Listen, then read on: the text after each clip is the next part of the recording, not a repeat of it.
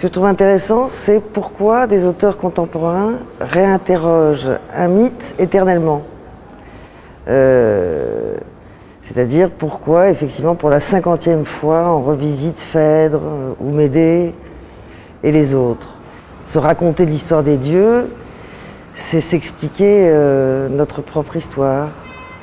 Et en fait, quand un auteur contemporain réinterroge comme ça l'histoire des dieux, quelque part, il raconte quelque chose de notre histoire et de son histoire. Et Dea Loher, elle fait ça de façon assez moderne parce que elle nous fait une espèce de concentré de toutes les Médées en 1h20.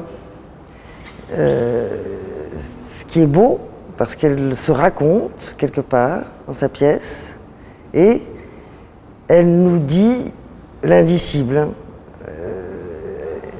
Et je trouve ça je trouve ça extrêmement contemporain aujourd'hui parce que si on regarde bien, il y a quelques années, on ne parlait pas de tout ça dans les journaux.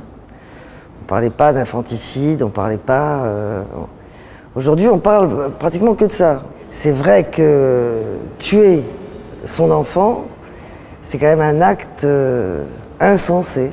C'est un acte monstrueux et pourtant humain, très humain.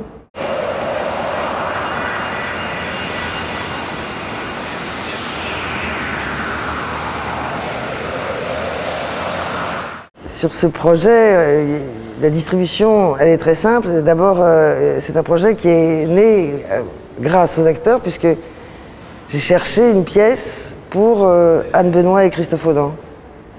J'ai trouvé Manhattan Medea pour Anne Benoît et Christophe Audin, et parce que Anne Benoît et Christophe Audin.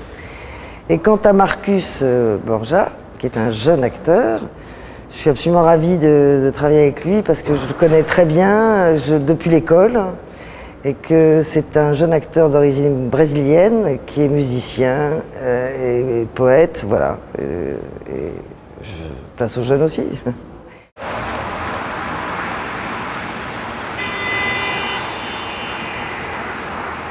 J'ai jamais vu Médée ayant 20 ans.